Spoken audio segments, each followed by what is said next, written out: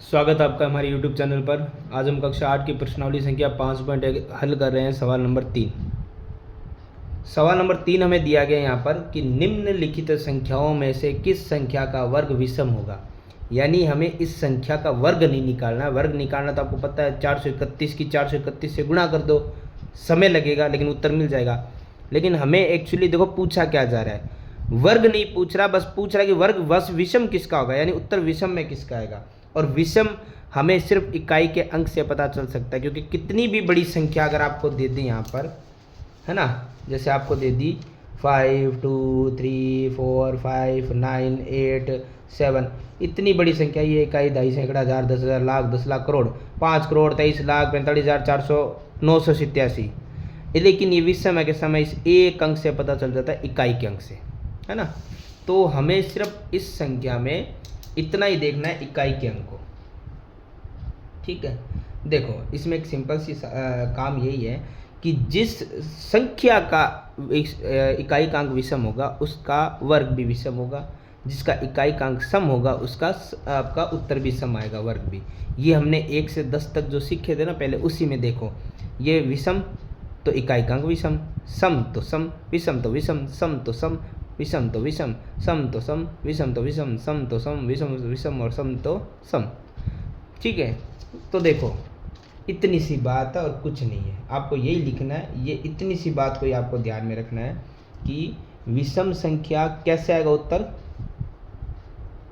विषम संख्या का वर्ग जो होता है ना, सदैव विषम संख्या ही होता है। ठीक है, तो हमें पता चल जाएगा यहाँ पे कौन कौन सी संख्या विषम है। तो 431 जो है इसका इकाई का अंक विषम है, अतः इसका वर्ग क्या आएगा, विषम आएगा। अब हमें इस सवाल में सिर्फ विषम बताना है, सम का तो पूछा ही नहीं है। तो हम क्या देखते हैं, हम यहाँ पर सेकंड नंबर क्वेश्चन जो कि हमें दिया है 2826, थर्ड नंबर क्वेश्चन जो हमें दिया गया है 777 और फोर्थ नंबर क्वेश्चन जो कि हमें दिया गया है 82004, सभी को लिख लेते हैं। और अब एक साथ देख लेते हैं विषम किस किस का हो सकता है। तो बस वही लाइन आपको बस लिखना और कुछ नहीं करना कि विषम संख्या का वर्ग सदैव विषम होता है,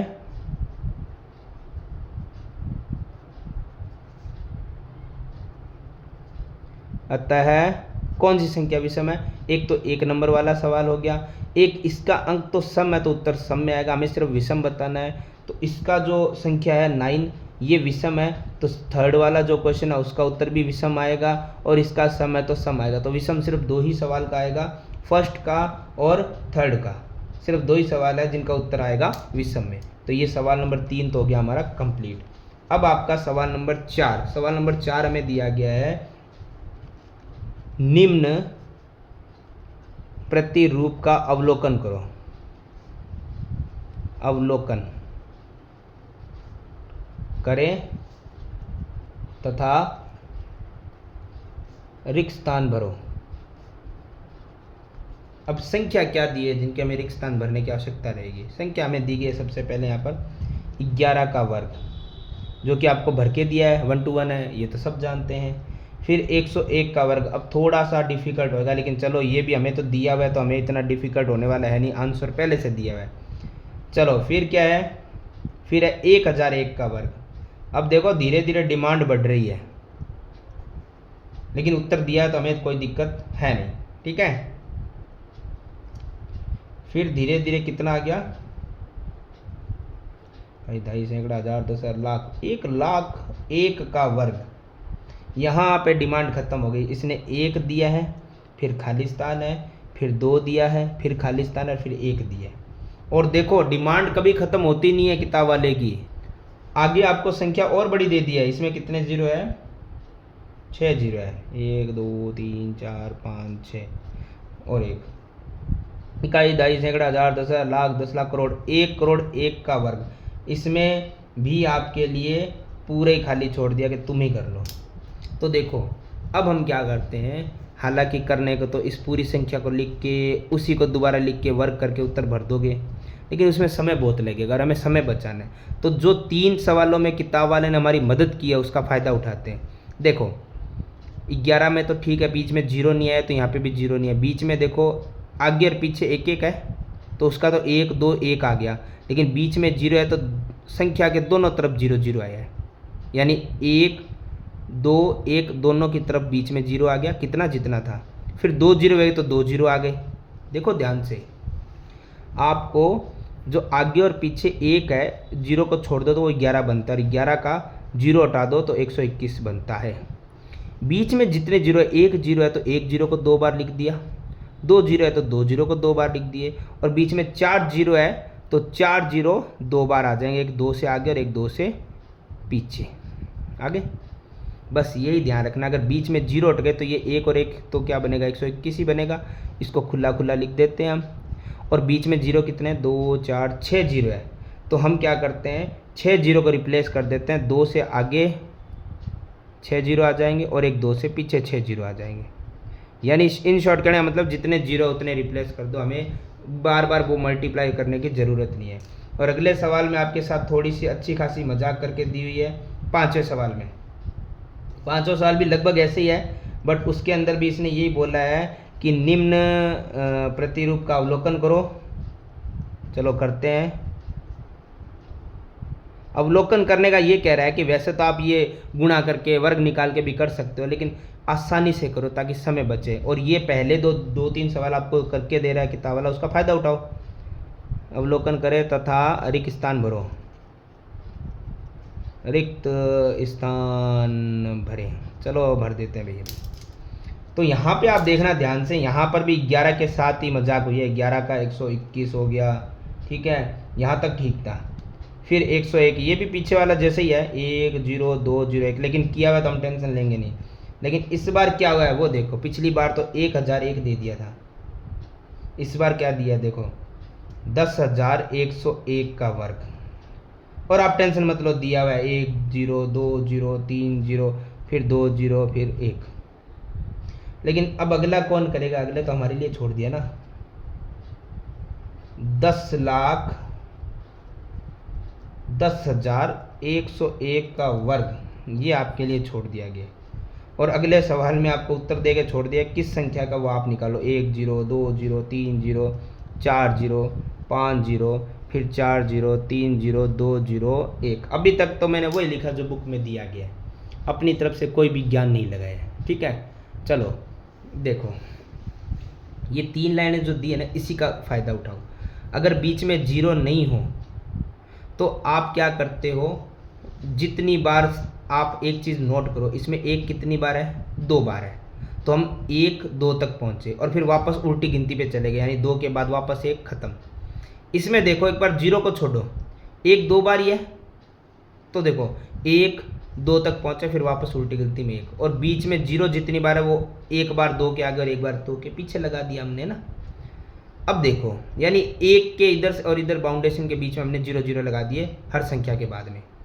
अब देखो अब 1 कितनी बार है, अब 3 बार है, तो अब गिनती 3 बार लिखनी है, 1 बार 2 बार 3 बार, और फिर जितनी 1 थे वहाँ तक गिनती कर दी। अब उल्टी गिनती पे आओ, उल्टी गिनती मतलब 3 के बाद वापस 2 और 1, और बीच में हमने देखा 0 है ना।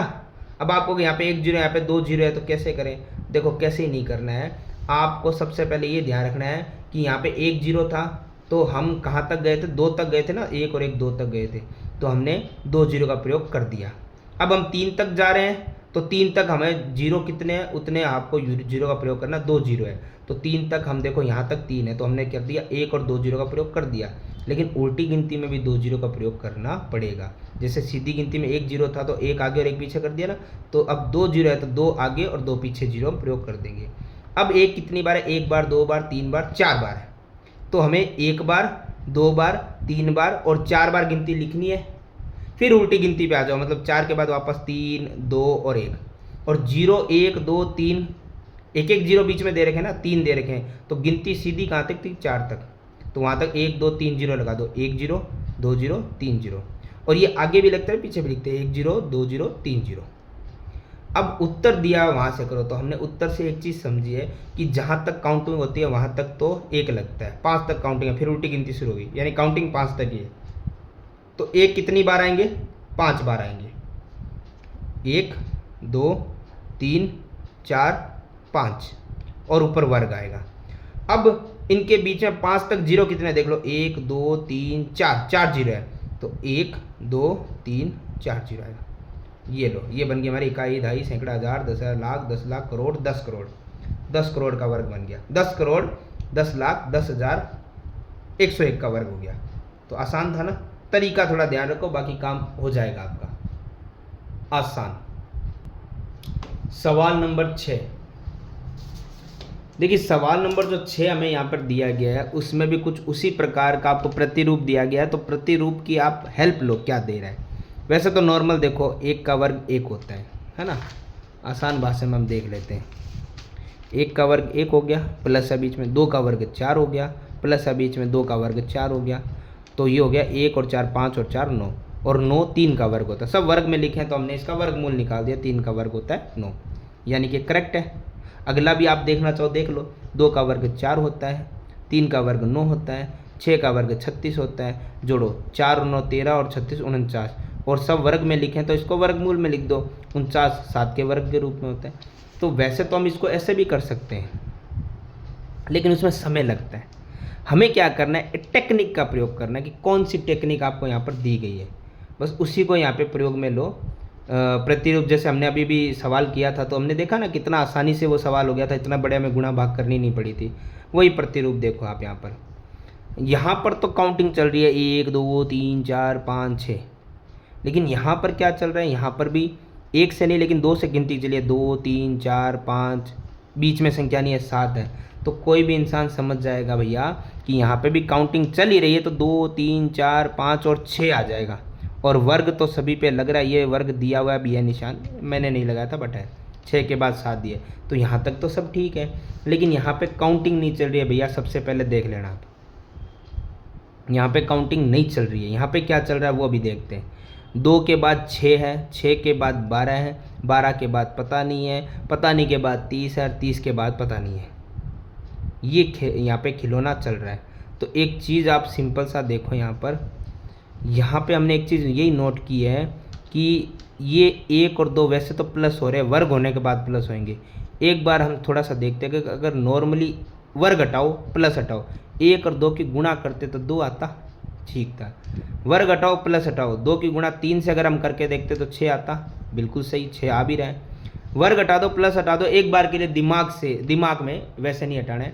3 और 4 की गुणा करने में कितना आता, 12, यानी कि यहाँ पे वर्ग और प्लस हटाओ, 4 की गुणा 5 से करने पे क्या आएगा, 20। हटाना नहीं है, वो एक दिमाग के लिए रफली, और ऊपर स्क्वायर तो सब में लग ही रहा है, तो हमें ये नंबर मिल गया। ये देखो 5 की गुणा 6 से करें 30 मिल रहा है, तो ये भी मिल जाएगा। 6 की गुणा 7 से करो तो 42, 6 7 42 और ऊपर वर्ग, यानी यहाँ तक हमारी हेल्प हो गई। अब एक ही डब्बा भरना है, तो ये कैसे भर रहा है, चलो इसको देखते हैं। इसमें भी कोई टेक्निक होएगी तभी तो भर रहा है। वैसे तो करने सरल करके हम कर सकते हैं, लेकिन इसमें 6 का वर्ग 36, 7 का 49 और 42 का फिर इतना बड़ा करके प्लस करो और फिर देखो वो किसका वर्गमूल है। इससे आसान हम एक काम करते हैं ना, ये 3 कैसे आया था, 2 के बाद 3 ही आता है ना। वर्ग एक बार दिमाग से हटा दो, वर्ग बाद में देखेंगे। 6 के बाद 7 आता है, 12 के बाद 13 आता है, 20 के बाद 21 आता है, 30 के बाद 31 आता है, तो 42 के बाद क्या आता है, 43, और ऊपर वर्ग लगाना है। तो इस टेक्निक से हम इस सवाल को आसानी से कर सकते हैं।